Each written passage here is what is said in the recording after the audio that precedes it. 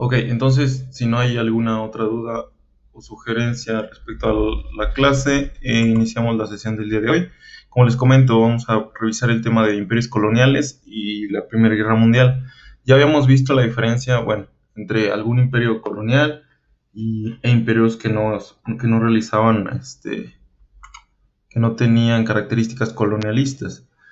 Pues bueno, entonces ya revisamos cuáles son algunas de las características que producen los imperios. Una de ellas es la aparición del capitalismo como un modelo económico en el cual existe un excedente. Este excedente produce mayor riqueza y pues los países que conforman un imperio siempre están en búsqueda de mayores recursos y a su vez de mayor medios de producción y tal, que le sugiere una mayor incorporación de su riqueza. Pues resulta que en Berlín, en 1884 y 1885, surgieron unas pláticas que se denominaron las conferencias de Berlín, en las cuales se determinó cómo se dividía los territorios de África. Esto, pues, a los ojos del día de hoy, pues no sería como algo normal. O sea, sería para nosotros impensable por el hecho de que pues África como continente pues tiene existen países con soberanías específicas, pero para 1884 y 1885 esta situación era muy distinta. Eh, no significa que no hubiera gobiernos locales, significa que sí los había, pero que no estaban tan desarrollados como lo serían los gobiernos occidentales, en este caso los gobiernos como Inglaterra, Francia o Alemania. Entonces, en esta charla, en estas conferencias de Berlín, se determinó la división de África como tal, la partición, como aparece en la imagen de este lado izquierdo. Se divide el pastel a lo que se determinaría como África. Es curioso porque la conferencia lleva el nombre de Berlín, que pues, obviamente es la capital de Alemania, pero indirectamente Alemania pues, fue uno de los países menos beneficiados respecto a estas conferencias. De hecho, Francia e Inglaterra fueron los países que mayor se beneficiaron frente a esta situación.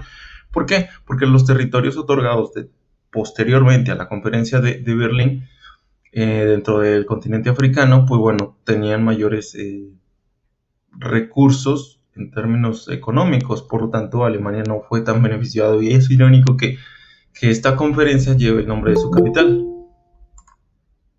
Denme un minuto. Okay. Y bueno, entonces vamos a ver, ya para finales del siglo XIX, estos son los imperios que están dominando el mundo. Por un lado tenemos a los británicos, que es el color azul cielo. Tenían sus posesiones en América, que es el actual territorio de Canadá y Alaska. Obviamente aquí está Inglaterra. Tenían posesiones en la parte oriental de África, en la parte central y occidental y en la parte de Sudáfrica. También controlaban la totalidad de la India y obviamente la totalidad del continente, de lo que sería Australia el día de hoy. Por otro lado tenemos a los franceses. Los franceses controlaban la parte central de África, eh, algunos territorios de ultramar en África y algunas posesiones en Indochina, que después esto generaría las independencias de Camboya, de Vietnam y países que se encuentran en esa región. Después tenemos a los alemanes. Como les mencionaba, los alemanes realmente no tuvieron las posesiones que obtuvieron en África no fueron las que tenían mayor ingresos económicos, así que posteriormente ese sería uno de los motivos de la entrada y del expansionismo alemán. Después tenemos el imperio colonial italiano, igual que los alemanes, fueron un imperio tardío, su consolidación se dio tarde, ya para el siglo XIX apenas se estaban consolidando, a diferencia de Francia, que ya era el segundo imperio, a diferencia de Inglaterra, que también ya tenía una tradición imperialista. En el caso de Alemania e italiano, no, la expansión no fue realmente significativa, realmente pues tuvieron la obtención de territorios en África, pero sin mayor importancia económica y estratégica. Después tenemos los imperios de Bélgica, que en este caso Bélgica tampoco, bueno, Bélgica es un pequeño país que se encuentra cerca de Francia, no obtuvo mayores posesiones, bueno, obviamente tuvo una mayor posesión en el Congo con respecto al territorio en Europa. pero igual no correspondía o no significaba grandes beneficios económicos respecto al resto de países o al resto de territorios incorporados tanto al Imperio Británico o francés que realmente valían la pena tener. Después tenemos a los, pues bueno, ya Imperio Portugués y el Imperio Español, que realmente pues ya eran la sombra de lo que habían sido en el siglo XVIII o en el siglo XVII. Realmente ya para el siglo XIX Portugal y España sus territorios estaban muy mermados. Realmente recordemos que España no pierde, sino que muchos de sus territorios o sus virreinatos, en el caso de América, se independizan a inicios del siglo XIX. Por lo tanto, pues el imperio español ya realmente no figura para el siglo XIX, para finales del siglo XIX. Después tenemos la incorporación o el crecimiento de una nación en Oriente, que es Japón. Japón empieza a expandirse en su región. Aquí no aparece en el mapa, pero empieza a expandirse tanto en territorio de la isla como en territorio continental. Posteriormente también tenemos Estados Unidos, y ya conocemos el país vecino. Estados Unidos empieza a desarrollarse como una potencia económica respecto a sus reformas agrícolas y sus reformas industriales posteriores a la guerra de secesión, que es la guerra civil americana. También lo que ayudó a Estados Unidos a afianzar su poderío su potencial económico para inicios del siglo XX, finales del siglo XIX, fue la guerra hispano-estadounidense, en la cual, pues bueno, obtiene el territorio de Puerto Rico, obtiene las islas de Filipinas y, pues bueno, logra que Cuba se independice de España, lo cual deja todavía a España aún peor en condiciones de imperio. Posteriormente, bueno, vemos algunas de las características del imperio colonial británico. Todo lo que vemos en rojo es el territorio que los británicos podrían controlar y evidentemente pues cada una de sus provincias tenían una importancia económica. Por ejemplo, para el Caribe, las posesiones que tenían en el Caribe, en esta zona, pues realmente no tenían una gran importancia, pero posteriormente a la abolición de la esclavitud, pues realmente no tenían importancia porque aquí se desarrollaban actividades agrícolas en donde había muchos esclavos de origen africano, los cuales eran explotados. El desarrollo de la agricultura del azúcar, pues bueno, cambió también la dinámica del imperio colonial británico. Por ejemplo, en el Mediterráneo ellos controlaban el estrecho de Gibraltar. El estrecho de Gibraltar es es como la puerta de acceso al Mediterráneo. Significa que independientemente si los franceses quieren ingresar al Mediterráneo, si alguna otra nación quiere ingresar al Mediterráneo, que es todo este mar, tenían que, pues bueno, pagar peaje o pagar algunos impuestos o bajo las condiciones que en este caso Gran Bretaña impusiera porque controlaba el estrecho de Gibraltar. El estrecho de Gibraltar, como les comento, es el estrecho que une, o que no une, sino que es el límite entre el continente europeo y el continente africano. Es un paso estratégico para el comercio marítimo. Obviamente, países como Costa de Oro, Sierra Leona y Gambia, Nigeria, son posesiones que tenían en África, las cuales posteriormente generaban el tráfico de esclavos y también generaban cierta producción de materias primas. En África Central, pues bueno, tenemos algunos otros países. También en este caso controlaban la India. La India ya sabemos que tenían gran población.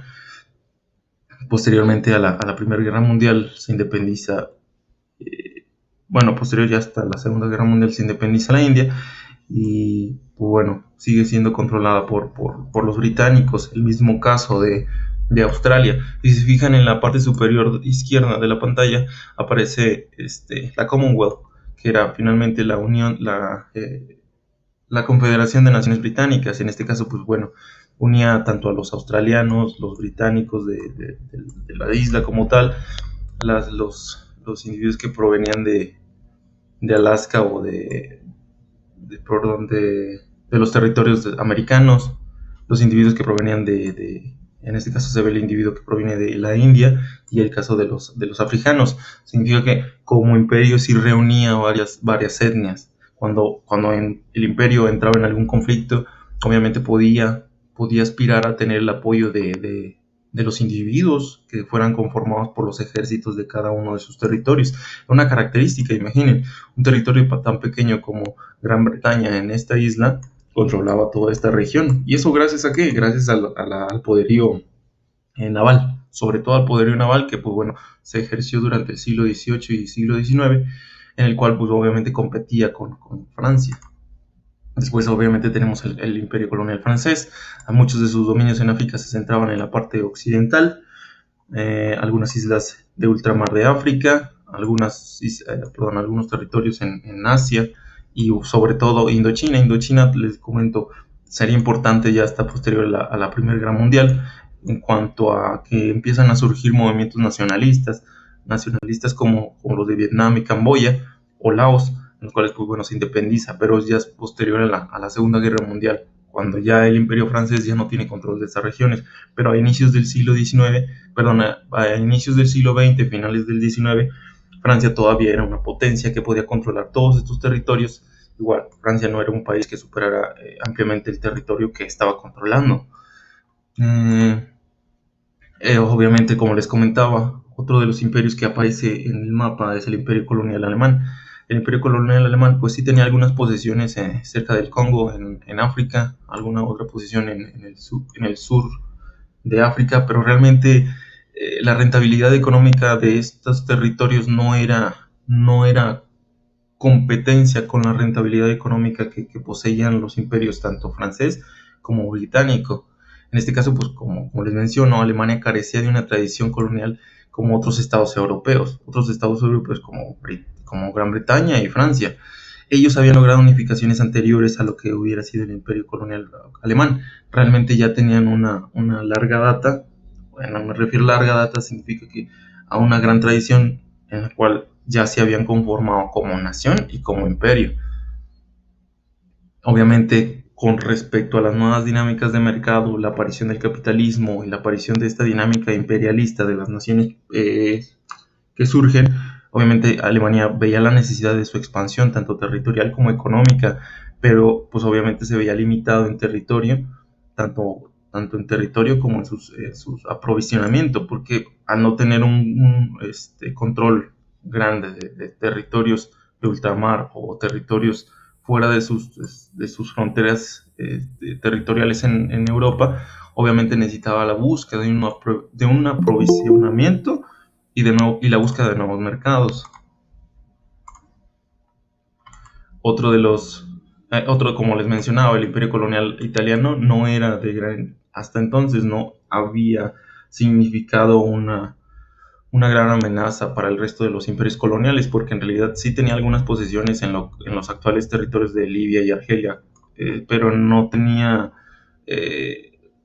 realmente una importancia estratégica dentro del Mediterráneo. Sí obtenía algunas rentas respecto a lo que se obtenía en estos territorios, pero no significaba tanto como lo mencioné con respecto a otros imperios. Otros imperios, como les había comentado, España, pues bueno, ya había perdido su data colonial.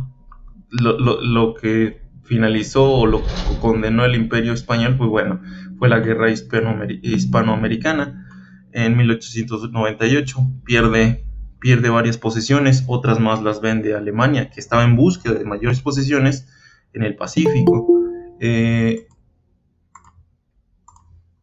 En este caso también Bélgica obtiene el Congo, el cual pues bueno compite con respecto a Portugal, que Portugal también estaba obteniendo algunos territorios en la parte sureste de África. Y bueno, llegaron a acuerdos en los cuales Bélgica pues bueno daba la capacidad a Portugal de que incorporara relaciones comerciales entre el Congo y algunas otras naciones que se centraban en esta zona. Después, como les mencionaba, aparece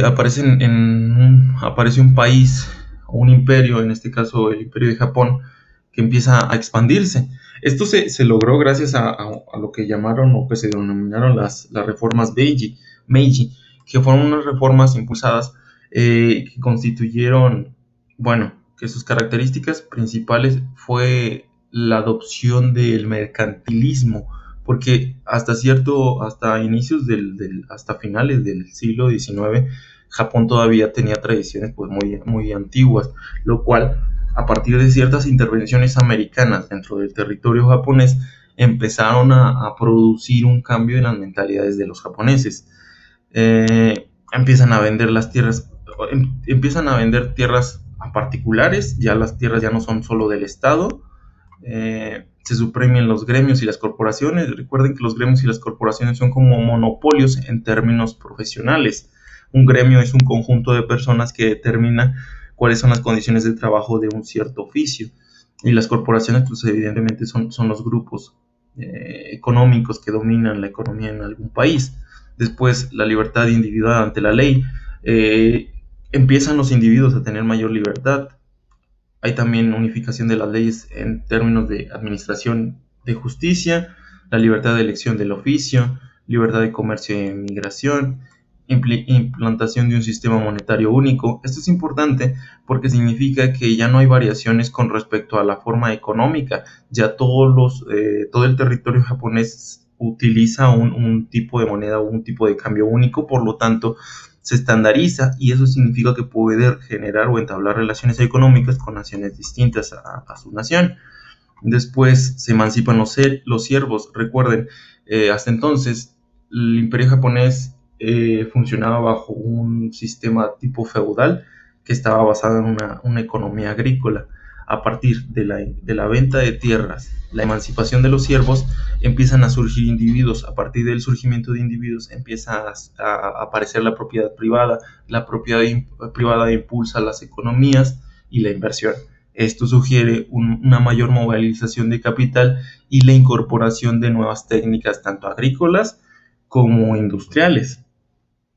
Luego también Japón empieza a aspirar a ser un país expansionista, por lo tanto empieza a crear un ejército moderno, el cual pues obviamente estaba siendo apoyado gracias al fortalecimiento de la industria.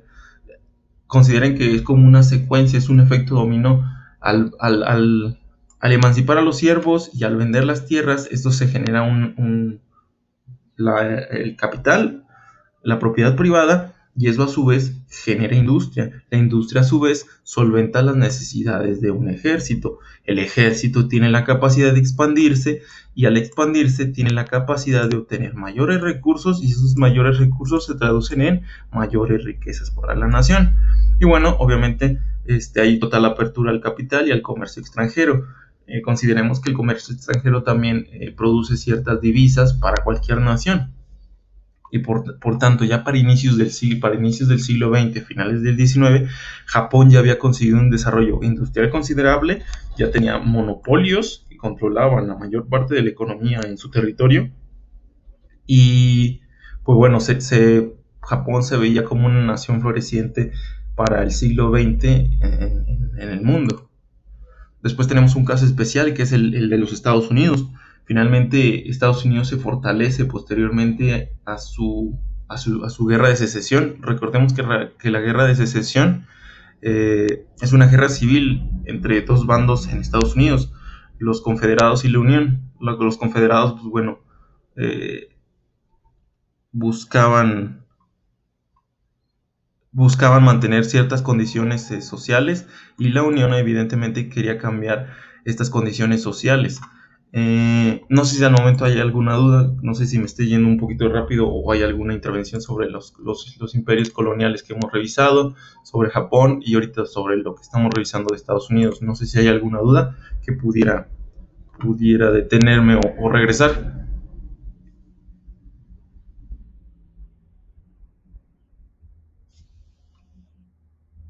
No hay dudas. Alan, Álvaro, Guadalupe, Hugo, Alejandra, Luz, Araceli, Oscar, Sandra, Luz María, ¿no hay ninguna duda? ¿Podemos seguir avanzando?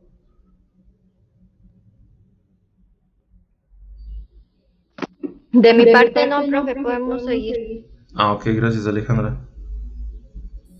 Bueno, entonces continuamos con Estados Unidos. Estados Unidos, pues bueno, Recordemos que a inicios del siglo XIX aparece, bueno, a finales del siglo XIX aparece el Destino Manifiesto, que implicaba que posteriormente, que ya ninguna nación europea, después de las independencias de los virreinatos americanos por parte de España, por parte de los hispanoamericanos, hubo cierto intervencionismo americano, el cual proponía que, bueno, que ninguno de las naciones europeas tendría intervención en territorios americanos. Y esto, pues recordemos que siempre ha habido cierto control respecto al continente americano por parte de Estados Unidos. Esto, pues evidentemente no se llevó a cabo por medio de la ocupación, o sea, simplemente se ha llevado a cabo por medio de las políticas que implementa Estados Unidos. Recordemos que después de la Guerra de Secesión, evidentemente Estados Unidos genera un desarrollo económico considerable al unificar la nación bajo los mismos criterios y generar cierto desarrollo industrial, pues evidentemente se va convirtiendo en una nación desarrollada en términos industriales y en términos agrícolas.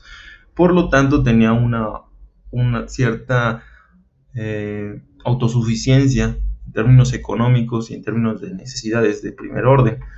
Posteriormente, pues recordemos que en 1898 inicia lo que conocemos como la Guerra Hispanoamericana o Hispano-Estadounidense, que pues bueno, fue finalmente movilizada se supone que uno de los orígenes de esta guerra fue el ataque de un buque estadounidense cerca de la isla de Cuba. Cuba, recordemos que estaba en una guerra civil con España para lograr su independencia. Oportunamente, o pues bueno, no oportunamente, sino de manera oportunista, Estados Unidos apoya algunas de las facciones de Cuba, lo cual incita a la violencia y que posteriormente lleva al hundimiento de un buque que se llamaba el buque Maine cerca de las costas de Cuba. Esto desencadena un conflicto a gran escala, bueno, no a gran escala, pero sí un conflicto considerable entre España o lo que quedaba del Imperio Español y Estados Unidos. España ya no tenía la autosuficiencia económica, por lo tanto no tenía la capacidad combativa que estaba teniendo Estados Unidos. Recordemos, después de la Guerra de Secesión, Estados Unidos estaba, pues bueno, económicamente más estable, estaba conquistando los territorios los territorios más cercanos al Pacífico, la expansión económica estaba llegando a un punto considerable. Entonces Estados Unidos, pues bueno, ya era un competidor con el cual España ya no podía combatir. Por lo tanto, pues bueno, perdió algunas de sus posesiones en el Pacífico, como fueron las Islas Filipinas. Unas más las tuvo que vender a Alemania, que estaba interesado en la obtención de mayores territorios. Y pues bueno, finalmente Cuba se independiza, pero a costa de ceder algunos territorios como es la bahía de Guantánamo a Estados Unidos, porque finalmente Estados Unidos interviene. Posteriormente también intenta intervenir en Cuba, pero bueno, Cuba mantiene hasta cierto punto su soberanía, entre otras pérdidas, como fue también Puerto Rico. Puerto Rico es incorporado como un estado independiente, como un estado incorporado a Estados Unidos. No se le considera un territorio estadounidense, pero sí un estado incorporado. Era una posesión de Puerto Rico, era una posesión de España, pero tras la guerra entre Estados Unidos y España, pues evidentemente España pierde el territorio por su incapacidad combativa. España ya no podía enviar combatientes, no podía enviar material de guerra a Cuba, ni a Puerto Rico, ni a Filipinas. Realmente ya España, sus arcas económicas ya no valían tanto, ya no se podían dar el abasto frente a este conflicto.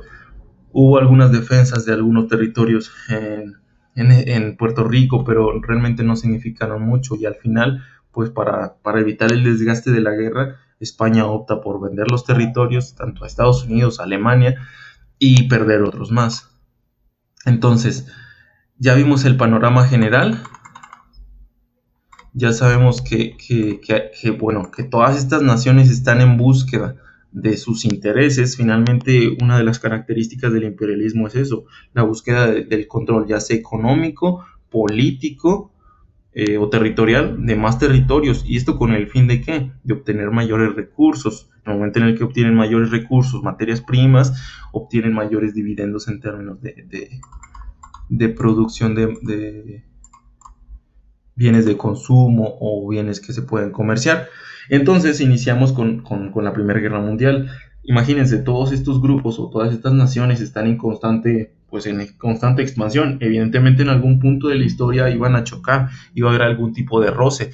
Y este roce, pues bueno, desencadena lo que conocemos como la Primera Guerra Mundial. Y se conoce como Primera Guerra Mundial porque incorpora a naciones que pues hasta el momento no habían participado en conflictos europeos. En este caso Estados Unidos, parte de Turquía y algunos países de otras regiones empiezan a participar activamente en este conflicto. Y bueno, vamos a ver algunos de los antecedentes de esta guerra. Ya en 1870 y 71 existía la guerra franco-prusiana, que es más o menos en esta zona. En esta zona, pues bueno, los franceses y lo que actualmente sería Polonia tenían algunos conflictos territoriales. En Bosnia, que es un país que estaba en esta zona, que fue incorporado al Imperio Austrohúngaro, logra su independencia, me parece que del Imperio Turco, pero después es absorbido por el Imperio Austrohúngaro. Eso genera ciertos movimientos nacionalistas e independistas de la zona de los Balcanes. Toda esta zona que está bajo el Imperio Austrohúngaro se le denomina como la zona de los Balcanes, que siempre ha sido una zona conflictiva por lo mismo de que hay naciones interesadas en controlar esta región, y también los individuos que viven en esta región tienen sentimientos arraigado como una identidad, sus identidades están muy arraigadas. Por lo tanto, en el momento que hay individuos, o en este caso naciones, que quieran hacerse de su territorio, hay unas resistencias considerables. Después, ya para 1878, pues bueno, Serbia, Rumania y Bulgaria se independizan tanto del Imperio Turco y pues bueno, evidentemente forman sus propias naciones. Después, en 1882, la Triple Alianza formada por Alemania, lo que sería el Imperio Alemán, Austria-Hungría e Italia, pues bueno, posteriormente Italia deja de ser parte de la Triple Alianza y se une a Francia y a Reino Unido. Pero en un principio eran estos tres grupos porque los tres evidentemente querían generar una mayor expansión tanto en Europa como en África, pero pues evidentemente no lo lograron. Ya en 1907 se forma la Triple Entente, que está conformada por Gran Bretaña, Francia, el Imperio Ruso, que el Imperio Ruso ya tenía una data, pero también tenía muchos problemas sociales. Había perdido también la guerra ruso-japonesa y pues realmente tenía varios conflictos internos que posteriormente hicieron que se retirara de la contienda de la Primera Guerra Mundial, pero al inicio de la Primera Guerra Mundial pues sí tenía una participación activa con sus aliados, que era Francia y Reino Unido. En 1907 y 1909 hay una competencia entre Gran Bretaña y Alemania. Anteriormente les había dicho que la competencia por el control marítimo había sido entre Francia y Reino Unido. Ahora no, ahora la competencia del control del mar era entre Reino Unido y el Imperio Alemán. Estas dos naciones competían por quién controlaba el mar. En términos no directos, pero sí había como una competencia armamentística de quién desarrollaba los mejores buques y los mejores submarinos. Después, en 1912, ya ha entrado el siglo XX, Serbia y Bulgaria, que están en esto, Serbia está aquí y Bulgaria está acá, derrotan a Turquía en algunas de los conflictos. Recordemos que Turquía, pues bueno, es el vestigio de lo que era el Imperio Romano de Oriente. Pero ya obviamente ya el Imperio Turco otomano no representaba mayor peligrosidad para el resto del mundo, no era lo que había sido antes de la Edad Moderna.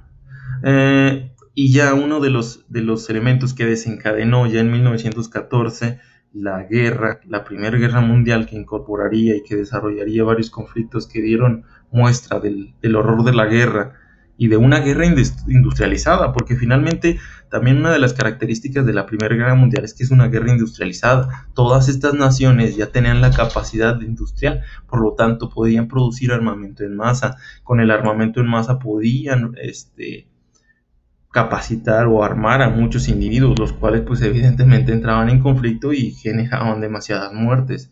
Y ese conflicto fue, bueno, ese dato fue en 1914 con el asesinato del archiduque Francisco Fernando o Franz Ferdinand, en francés en alemán, en Sarajevo. Sarajevo era una pequeña ciudad en esta zona, la cual pertenecía a Bosnia.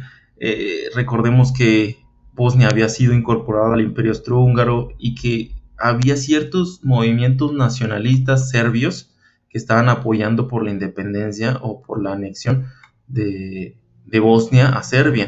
Por lo tanto, se asesina al archiduque de Francisco Fernando, que pues evidentemente era el heredero del Imperio Austrohúngaro.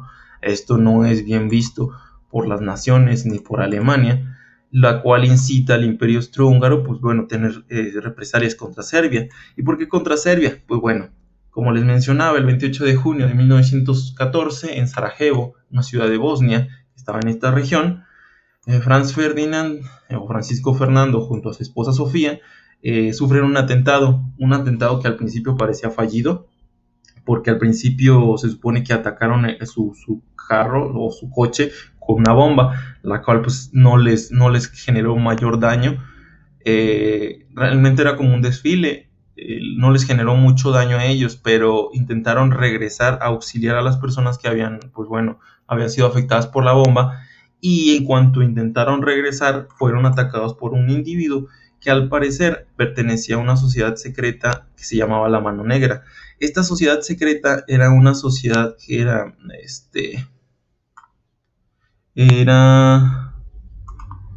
de origen serbio. Por lo tanto,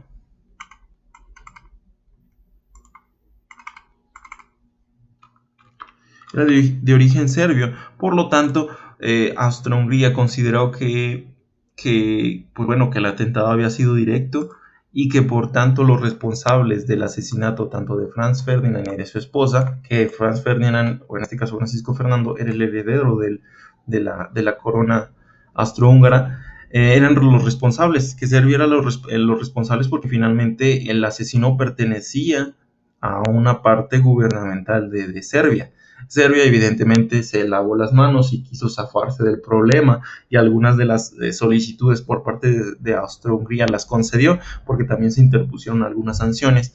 Las concedió, pero finalmente Austria-Hungría se decidió por invadir Serbia, por atacar a Serbia, y esto pues evidentemente no fue bien visto ni por Rusia, ni por Inglaterra, ni por Francia.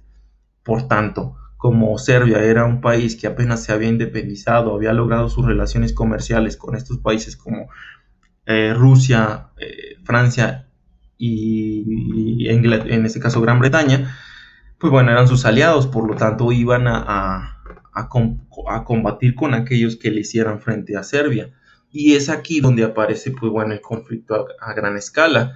Entonces nosotros ya para 1914 tenemos la división del mundo. Por un lado tenemos a los aliados, que son Gran Bretaña, Francia, Italia. Recordemos que Italia al principio, antes del conflicto, era aliado de los alemanes y de los austrohúngaros, pero por una cuestión de juego político, pues cambió su bando y se incorporó a los aliados. Posteriormente también Rusia, consideremos que Rusia era una nación, pues una potencia en Europa. Bélgica situada entre la frontera alemana y la frontera francesa, también era un país aliado. Y recordemos que en el momento en el que el Imperio Austrohúngaro invade o ataca a Serbia, el Imperio Alemán también posteriormente invade y ataca a Bélgica. Por lo tanto, los alemanes atacan Bélgica es aliado del Reino Unido, Francia y el Imperio Ruso, y aparte, el Imperio Austrohúngaro ataca Serbia. Ahí ya se abren dos frentes, el frente oriental y el frente occidental, o de manera precisa, el frente de los Balcanes y el frente occidental. El frente occidental es el que se da en esta franja. y el frente de los Balcanes pues es el que se desarrolla en esta zona, porque recordemos que Turquía hacía parte ya de los aliados estratégicos del Imperio Austrohúngaro y del Imperio Alemán. Entonces tenemos por un lado alemanes, austrohúngaros y turcos intentando controlar esta zona. Evidentemente el Imperio Ruso estaba apoyando a esta zona, los franceses estaban apoyando esta zona, los franceses estaban apoyando esta zona y el Reino Unido estaba apoyando a Bélgica y estaba apoyando también esta zona. Después, obviamente, los aliados también en Serbia y posteriormente, ya en 1914, con el hundimiento de un buque, Estados Unidos entra a la Primera Guerra Mundial. Esto también es conveniente porque siempre le ha gustado a Estados Unidos, no sé, pareciera coincidente que siempre tiene pequeños detalles con sus navíos, los cuales pues evidentemente hacen que el conflicto estalle.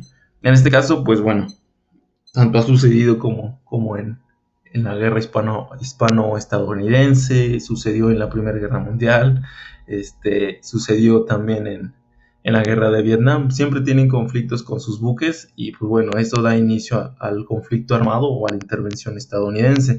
Recordemos, aquí no aparece Estados Unidos, pero Estados Unidos es aliado del Reino Unido, Francia y el Imperio Ruso. Por tanto, el Imperio Alemán y el Imperio Austrohúngaro a la larga ya no pueden controlar esa lucha.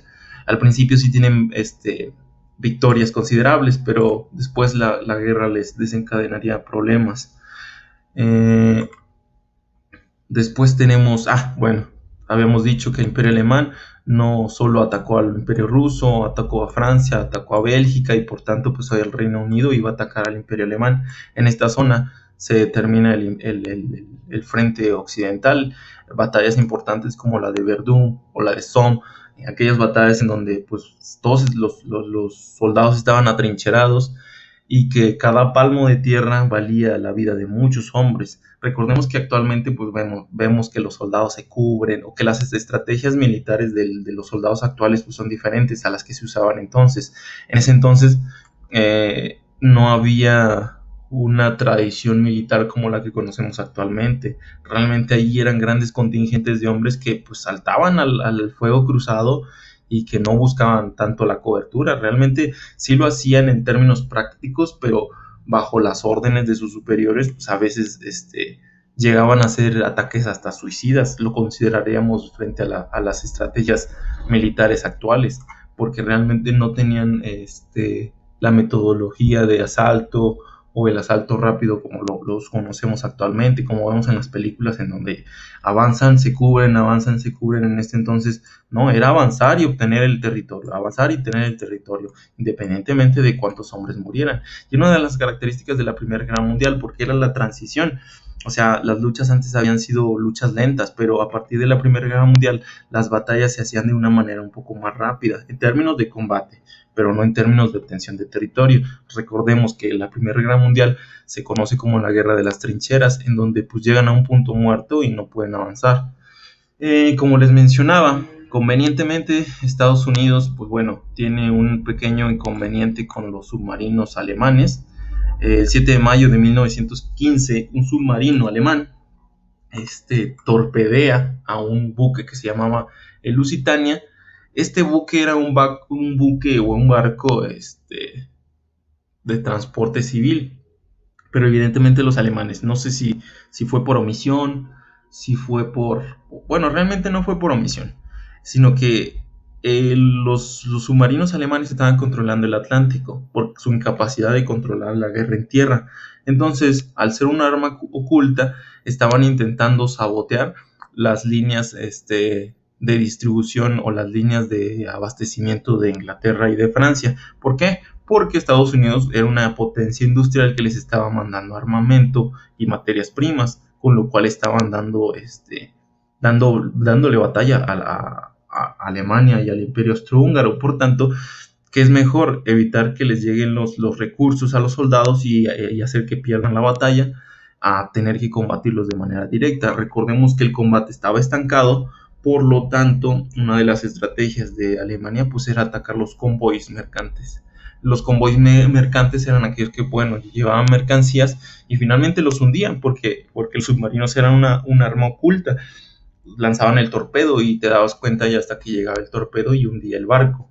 En este caso, este submarino hundió un buque que se llamaba Lusitania y pues bueno, Resultó ser que este barco llevaba a muchos individuos de origen estadounidense, y no solo eran individuos de origen estadounidense, sino que dentro de esos individuos figuraban personas con mucho peso político, peso económico, o sea, que eran ricos y eran famosos. Por lo tanto, esto significó que la sociedad americana generara presión al gobierno americano para intervenir en la situación. Era impensable que un país como Alemania atacara de manera directa a ciudadanos americanos, y esto pues evidentemente justificó la entrada de Estados Unidos al conflicto. Además de que pues evidentemente sabemos que Estados Unidos también buscaba como buscar su posición estratégica del mundo. Y esto pues fue como el momento oportuno, aprovechó la oportunidad finalmente Estados Unidos de intervenir. Ya había aportado económicamente a sus aliados, en este caso Francia e Inglaterra, y ahora le tocaba aportar en términos militares. Finalmente terminó siendo un aliado que generaría mucha presión al combate en términos para los alemanes. ¿Hasta el momento hay alguna duda?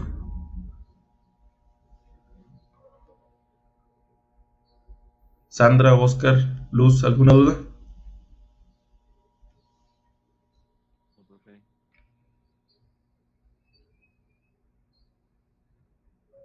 ¿Sí están por ahí o ya no están? De mi parte, ninguna, profe. Ok, gracias. Igual, profe, ninguna duda. Ok, entonces continuamos y bueno, sabemos que una de las características de la Primera Guerra Mundial era la guerra de trincheras, como lo mencionábamos. Se empezaron a usar armas de repetición. Las armas de repetición anteriormente no habían sido desarrolladas, o sea, sí se habían desarrollado, pero no se habían utilizado a gran escala. La aparición de la artillería de largo alcance, la aparición del uso de gases tóxicos, en este caso gases como el cloro o el gas sobre todo el gas cloro, que generaba pues corrosión en las vías respiratorias o en las vías aéreas de pues, quienes lo podían inhalar. En este caso también aparecieron los primeros tanques. Los primeros tanques, pues, en comparativa con los tanques desarrollados en la Segunda Guerra Mundial, pues no, eran demasiado lentos y con un blindaje muy endeble. Pero en términos de la contienda de la Primera Guerra Mundial, pues sí eran un avance considerable. Algunos tenían problemas con sus motores y tal, pero significaban una estructura de protección a la hora de avanzar frente a las líneas enemigas. Por lo tanto, llegaban de una manera más eficiente y sin tantas bajas los soldados. Por eso es que el tanque resultó ser una herramienta que posteriormente sería la base de los ejércitos. Recordemos que existió la intervención americana, la guerra se estableció en las trincheras. Las trincheras realmente no eran lugares muy... Finalmente surgen como una necesidad de protección frente a los gases y frente a la artillería, porque se generó una guerra estancada, tanto en el frente occidental como en el frente oriental, pero en donde se desarrollaron más la guerra de trincheras, pues bueno, fue en la frontera Bélgica, Francia y Alemania. En esta zona se desarrollaron grandes líneas de trinchera, las cuales pues se movían cada cierto tiempo, o sea, se movían en términos de expansión, pero permanecían, siempre estaban ocupados por los soldados. Estos soldados pues a la larga tuvieron problemas de salud. Estas trincheras estaban llenas de ratas, llenas de enfermedades y tal, y no siempre llegaban los repuestos o los alimentos a estas zonas. Por lo tanto había situaciones muy complicadas en donde pues los soldados tenían que llegar a comer lo que encontraran. Lo que encontraran me refiero a que en ocasiones podían tener caballos muertos, animales como las propias ratas, y a veces pues tenían que sobrevivir con eso porque no llegaban los pertrechos tanto del Reino Unido como de Francia en esta región. Sí había zonas muy favorecidas, pero realmente las trincheras eran un lugar un poco turbio y difícil de vivir. Pues bueno, después, bueno, tenemos algunas de las fotografías colorizadas de la Primera Guerra Mundial. Generalmente para nosotros es común asociar la Primera Guerra Mundial a imágenes como las que aparecen en esta presente diapositiva, pero recordemos que este conflicto fue tal como nosotros vivimos al día a día, es un conflicto colorido y tal. Para nosotros, pues bueno, no es tan natural ver una fotografía de esta época de manera colorida por la cuestión de que la asociamos al blanco y negro, pero así como nosotros vemos la sangre, así como nosotros vemos el sufrimiento, lo vieron ellos, bueno, triplicado o a una potencia distinta, porque realmente el sufrimiento en este territorio era muy alto. Las condiciones eran muy adversas y en 1900, bueno, realmente aquí aparecen varios soldados, tenemos a los soldados alemanes, tenemos a los soldados británicos, tenemos a los soldados franceses, otra vez a los británicos y a los americanos. Recordemos que cada uno, pues bueno, tenía una característica en sus uniformes.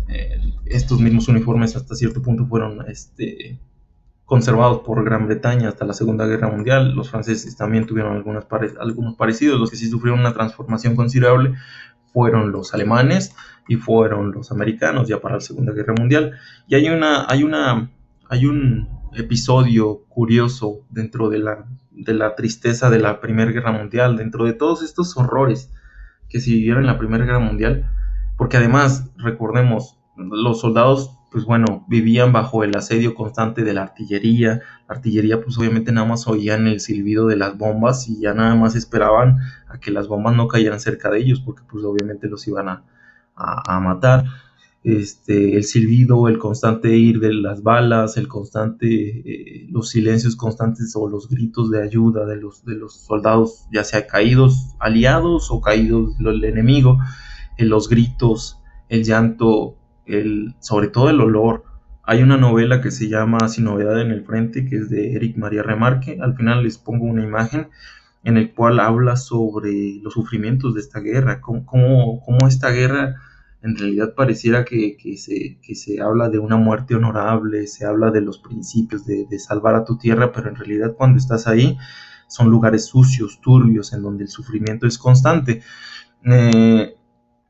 Y pues bueno, obviamente esto genera también lo que nosotros conocemos como el estrés postraumático en los soldados. Muchos soldados ya se incorporan a la sociedad, pero realmente en el fondo tienen problemas psicológicos muy graves después de haber visto compañeros cercenados, compañeros desangrados, compañeros comiendo carne en descomposición, el mismo individuo comiendo o sobreviviendo con estas condiciones, evidentemente genera algún tipo de shock mental en los individuos. Y como les mencionaba, a pesar de que esta guerra fue un episodio trágico para la sociedad, hubo una muestra de solidaridad, una muestra de, pues bueno, de la humanidad de estos jóvenes, porque finalmente, como se ha dicho, las guerras las inician los viejos y las terminan los jóvenes, porque finalmente muchos de los que, pues bueno, combaten en estas guerras, pues son los que apenas van incorporándose a la mayoría de edad. Y por lo mismo hay que, pues bueno, está asociado a una psicología combativa dentro de la etapa posadolescencia. Generalmente es cuando más está en los individuos masculinos y posiblemente en los femeninos. El individuo masculino de la edad, del rango de la adolescencia a la edad adulta, tiene una tendencia combativa aún mayor por el incremento hormonal de la testosterona y tal, lo cual produce que sea un tanto más combativo. Por lo tanto, es muy común que individuos de estas edades lleguen a incorporarse a las líneas. En este caso, lo hemos visto en la actualidad con nuestros problemas nacionales, pero en este caso también esto aplica, es una generalidad de todos los individuos jóvenes. Todos estos individuos jóvenes son los primeros en entrar en combate, ya sea por la búsqueda de la aventura o por la búsqueda de gloria o de algún honor o tal. Y como les mencionaba, un episodio no tan trágico, un episodio que mostraba la humanidad del hombre, fue la víspera de Navidad de 1914. Fueron como 6 meses después de que iniciara la guerra. Estaban atrincherados soldados británicos y franceses frente a los soldados alemanes, y era la víspera de Navidad, estaban en la noche de Navidad, y pues cada uno de los bandos estaba cantando sus propias canciones, sus propios festejos. Había un alto al fuego, un cese al fuego, precisamente por esta festividad, porque finalmente son occidentales, la mayoría son de la tradición cristiana, o por lo menos celebran algo en el solsticio de invierno. Por lo tanto, coincidían en esa festividad, lo cual era un shock para cada uno de los soldados que pertenecía tanto a los alemanes como a los británicos y franceses. ¿Por qué? Porque pues la propaganda de cada uno de los países decía que el oponente era un monstruo insensible y asesino. Y entonces, al oír a sus enemigos cantar, festejar la Navidad al igual que ellos, pues bueno, generó un shock, porque se dieron cuenta de que tenían más cosas en común que cosas en contra, que realmente eso puso en crisis en muchos individuos posiblemente el motivo de por qué estaban luchando, porque finalmente después del cese al fuego se unieron, tuvieron algunas pequeñas festividades en el frente de batalla, finalmente allí en el frente de batalla, entre las trincheras, tuvieron una pequeña comida, y en varios puntos estratégicos del frente occidental llegaron a tener comidas o pláticas o charlas con el enemigo. O sea, como estaban en cese al fuego, pues no se podían atacar, eran las órdenes de los jefes, pero eso propició el contacto directo o la comunicación directa entre los soldados. Pues el soldado de a pie se dio cuenta que tenía más en común con su enemigo que más en contra. O sea, se dio cuenta que su enemigo, era igual que él, sufría y pasaba hambre, pasaba frío al igual que él, y que no eran aquellos monstruos insensibles que les decía la propaganda nacionalista, porque finalmente eso fue lo que se notó en ese momento, que la guerra sí era un conflicto entre naciones, pero más era un conflicto político que realmente entre ciudadanos. Finalmente, un ciudadano de Inglaterra, un ciudadano francés, poco o nada tenía que combatir con un alemán. En realidad era un problema político. Y bueno, esta situación, esta Navidad o este episodio fue algo mal visto por ambos generales, en el caso de los dirigentes militares de ambas naciones, porque significaba como una crisis combativa. Por lo tanto, se prohibió. A partir de ahí ya no se repitió. En los años que duró la Primera Guerra Mundial fue la única vez que sucedió este curioso evento, porque posteriormente lo que optaron los dirigentes militares, o sea, no el soldado de a pie, sino los comandantes, es antes de la víspera de Navidad generar bombardeos masivos. ¿Por qué? Porque el bombardeo masivo evitaba pues este tipo de contacto, y también evitaba generaba cierto resentimiento, porque pues finalmente un bombardeo se lleva la vida de muchos soldados. Por lo tanto, a partir de 1914 fue la única vez que sucedió este hecho. Posteriormente ya no sucedía porque los mismos dirigentes militares mandaban las órdenes de bombardear masivamente. Este bombardeo, en contraparte, generaba caos, tristeza y desesperación en los soldados de a pie. Por lo tanto, pocas ganas le quedaban de tener contacto con su enemigo. Se nutrió, se fortaleció esta idea de que el enemigo era malo, de que el enemigo no valía la pena, de que el enemigo pues finalmente no era igual que tú, que era una persona distinta y era una persona con maldad o malicia, y que lo único que querían era asesinarte. Y pues no, realmente pues cada uno de los soldados, pues sí, había algunos que tenían problemas psicológicos, pero la mayoría de ellos pues simplemente obedecía órdenes. Y 1914, o la víspera de Navidad de 1914, fue un hecho, pues bueno, que es un antecedente, o a pesar de todo lo triste que tuvo la Primera Guerra Mundial, pues resulta ser como un episodio pues favorable y porque da muestra de la humanidad de estos hombres. Ya posteriormente, en el 28 de junio de 1919, se firma el Tratado de Versalles, en el cual pues evidentemente ya Alemania tenía una incapacidad operativa para hacerle frente tanto a los rusos, los franceses y los estadounidenses, que ya le estaban dando batalla. Por lo tanto, pues los dirigentes políticos y militares de Alemania, en este caso, optaron por la rendición incondicional, porque fue una de las exigencias de las potencias que finalmente ganaron. Esto desencadenaría en otros problemas, en sanciones que deberían de cubrir, y estas sanciones se vieron reflejadas o vieron como consecuencia el posterior inicio de la Segunda Guerra Mundial, porque las sanciones eran demasiado altas para el pueblo alemán. Evidentemente los alemanes habían sido culpables del inicio de la guerra en Occidente, pero pero se les hizo responsable de todo esto, y esto pues a la larga sí determinó cierto recelo o cierto revanchismo por parte de Alemania frente a las naciones como Francia, Reino Unido y Rusia. Dentro de las consideraciones de este Tratado de Versalles en 1919, pues bueno, se cedían todas las colonias africanas y las concesiones militares en China. O sea, ya los alemanes ya perdían toda la posesión en África. Si eran pocas las que tenía, ya no las tenía. Se renunciaban a las posesiones territoriales y comerciales que se encontraban entre la frontera rusa, que era, entre la frontera rusa, que era, pues, bueno, la Praz de Brest-Litovsk. Después, regresarle a Francia los territorios de Alsacia-Lorena. Recordemos que Alsacia y Lorena eran un territorio en esta zona, el que, pues bueno, estaba compartida con Francia. Era un corredor económico, por lo tanto, pues siempre había interés por parte de los alemanes de tener este corredor económico.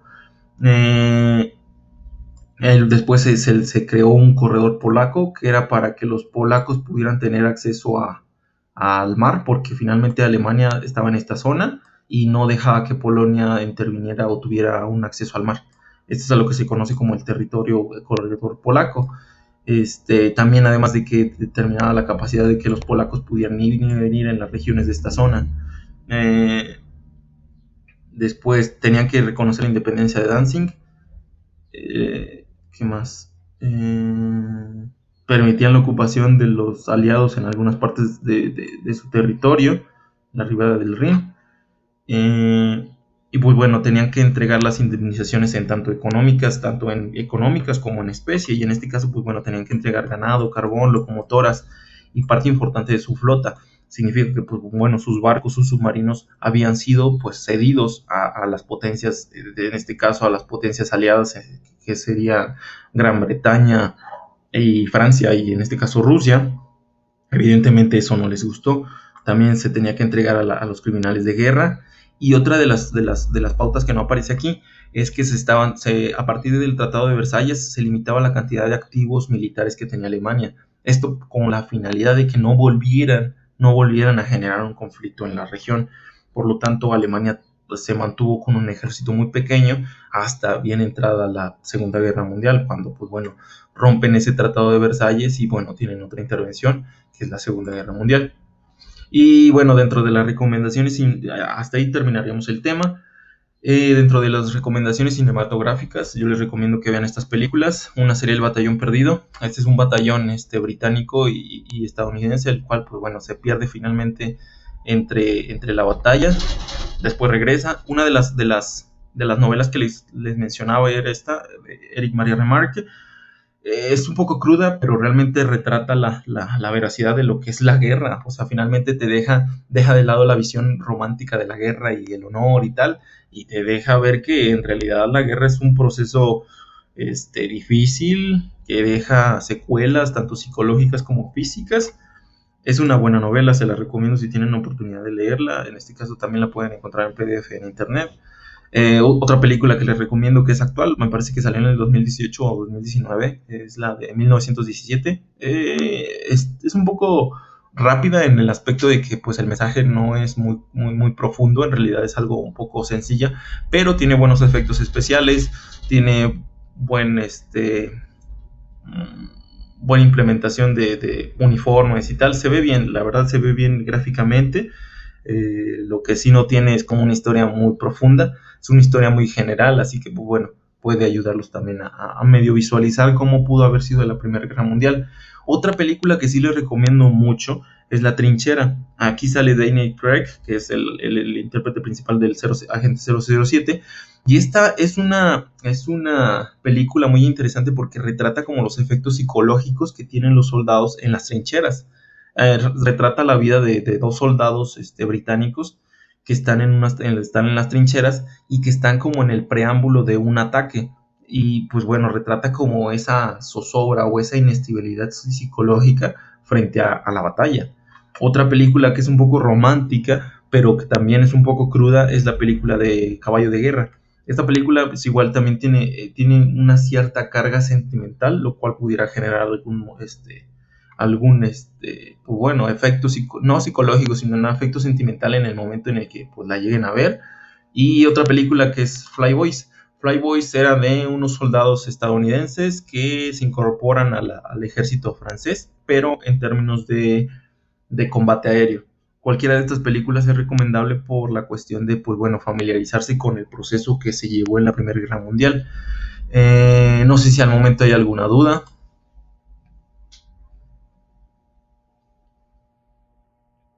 Sandra, Luz, Alejandra, Jessica, Hugo, Alan, Oscar, Mariana, ¿alguna duda? ¿Algo que les haya parecido interesante?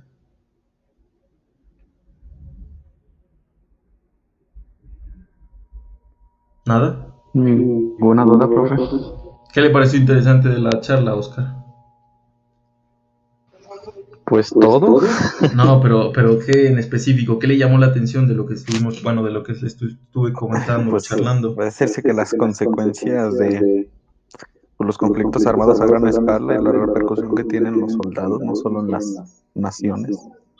Sí, me faltó ponerles algunas fotografías de los efectos físicos que tuvo el gas mostaza y el gas, ¿cómo se llama? Bueno, el gas mostaza y y el gas cloro en los cuerpos de los soldados, tanto británicos como alemanes, porque finalmente los dos bandos eran los que utilizaban este tipo de armas. Hasta el momento no se habían hecho como penalizaciones de uso de armas biológicas o de uso de armas químicas. No había penalizaciones ni tratados como lo que sería algunos tratados posteriores que pues sí limitaban el uso de ciertas armas.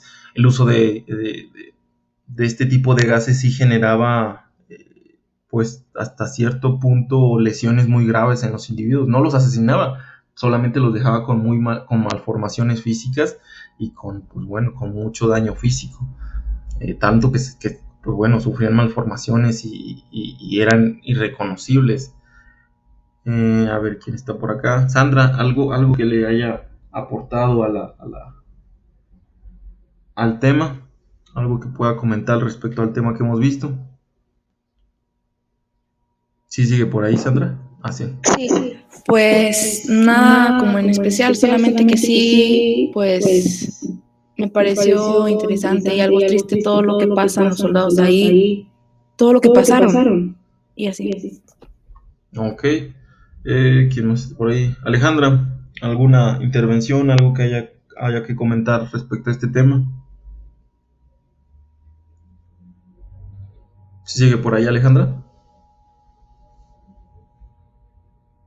Sí, profe, pues nomás como comentar que como las naciones, como por su interés económico, por expandirse más y mandaban así a muchos soldados y cómo los soldados sufrían en esas batallas. Y pues bueno, fue lo que me quedó, que por la ambición política o económica que tenían las naciones, mandaban esos soldados y pues ellos sufrían ahí, tratando de defender intereses que no les beneficiaba directamente a ellos. Sí, finalmente uno de los principios de la guerra es defender su territorio, pero en realidad no era la defensa del territorio, sino era la expansión del territorio. Finalmente, los políticos y los militares de alto rango no eran los que sufrían en el frente, los que eran más golpeados eran las poblaciones que provenían de zonas rurales o que provenían de zonas marginadas de la misma población. Finalmente, en todas las guerras, quienes son los más afectados son los más marginados. Lo mismo sucedió en la Segunda Guerra Mundial, lo mismo sucedió en la Guerra de Vietnam, y es una constante en los conflictos humanos. Finalmente es irónico cómo los que pueden luchar por una nación son aquellos que son despreciados por la misma nación. Pero bueno, es una de las características de la guerra. ¿Quién más está por ahí? Hugo, ¿alguna intervención que quiera hacer respecto a este tema? Gracias, Alejandra. ¿Sigue por ahí, Hugo?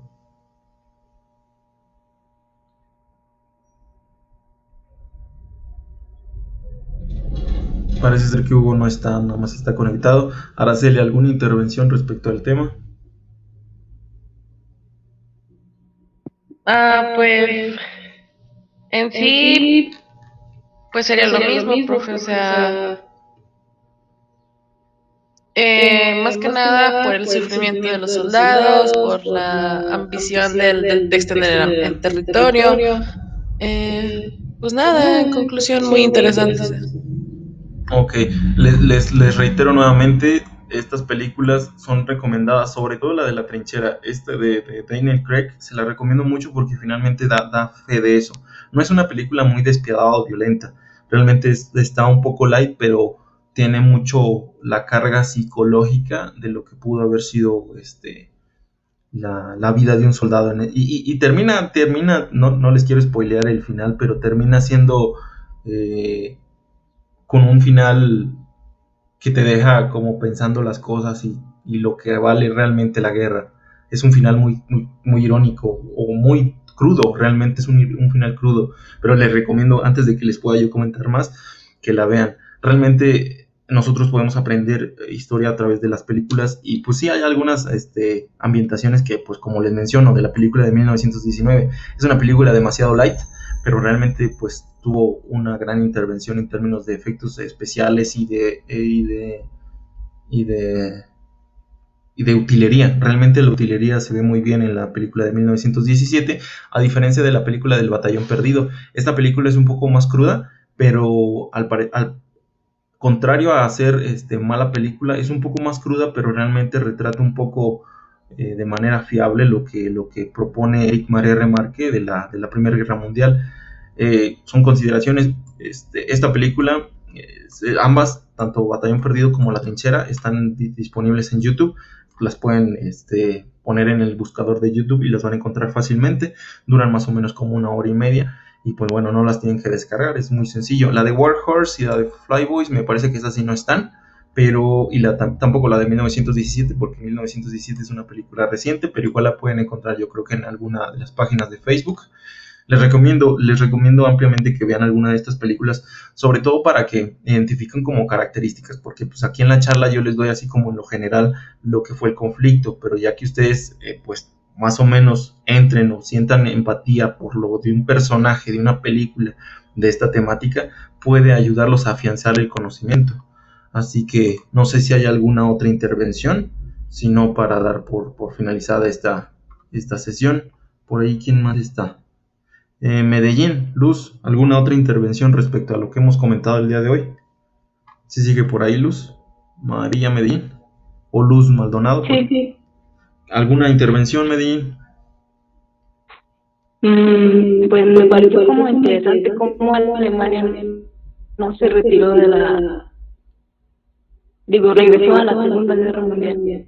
Sí, pareciera que no aprendió la lección, pero es curioso porque uno de los soldados que combatía con Prusia, en este caso con Alemania, fue Adolf Hitler. Adolf Hitler, irónicamente, andaba en el frente. Él se sentía un héroe de guerra, de la Primera Guerra Mundial, cuando en realidad su trabajo pues, era ser mensajero. Si era un problema, si era conflictivo ser mensajero entre las líneas o entre las trincheras alemanas, pero hasta cierto punto lo mantenía lejos de la línea principal. Él no tenía que andar asaltando líneas enemigas, él no tenía que andar a hacer ataques con bayoneta calada en su rifle. Realmente hasta cierto punto él se consideró como un héroe de guerra, y eso fue lo que movilizó la Segunda Guerra Mundial, porque él se sentía que había sido un héroe de guerra y que había sido abandonado por los políticos alemanes, cuando pues, realmente pues ya la batalla ya había sido perdida. Él en su mentalidad consideraba que los alemanes pudieron haber ganado la Primera Guerra Mundial, pero por las ineficacias o la ineficiencia de los mandos políticos y mandos militares se perdió, y que esto estaba asociado pues a un cierto intervencionismo de políticos de origen judío, y bueno, eso también justificó posteriormente el radicalismo contra los judíos en la Segunda Guerra Mundial. Luz Maldonado, ¿alguna otra intervención que tenga? ¿Sí está por ahí, Luz? Pues sí. Solo me pareció interesante cómo se lleva a cabo la división de los países e igual me pareció interesante pues todo lo que sufrían los soldados, cambios tanto físicos como emocionales y igual desde muy jóvenes. Sí, sí, la juventud finalmente es quien combate las guerras. Son los viejos los que las inician, pero los jóvenes quien las terminan. Y sí, una recomendación que les hago para ver este aspecto de los efectos colaterales de la guerra es la película esta de War Horse, porque aquí, pues bueno, el protagonista sufre algunas lesiones y pues bueno, dan fe de que pues a pesar de haber sobrevivido a los combates en términos reales, haber sobrevivido no garantiza como el bienestar del individuo. Y pues bueno, no sé si hay alguna otra intervención, si no, por favor les pido que escriban en el chat su nombre, por favor, para la asistencia. Y con eso ya daremos por finalizada la sesión del día de hoy. Espero les haya parecido interesante o útil o bueno, les ayude a realizar sus actividades. No sé si hay otra intervención. Si no hay otra intervención, por favor anoten su nombre en el chat. Y pues bueno, les agradezco la atención, el que estén atentos a la sesión. Y pues bueno, estamos al pendiente de sus actividades. Y ya saben, si tienen alguna duda, un mensaje por WhatsApp o un mensaje por Facebook, cualquiera de los dos medios yo les atiendo. Si me envían un mensaje por Classroom, por favor que sea adjunto a las actividades que ustedes van subiendo, porque de otra manera no me aparecen sus mensajes en la plataforma. Así que si no hay más por el momento, les agradezco la atención y pues bueno, ya se pueden ir desconectando. Espero que tengan un excelente día y pues estamos al pendiente con sus actividades.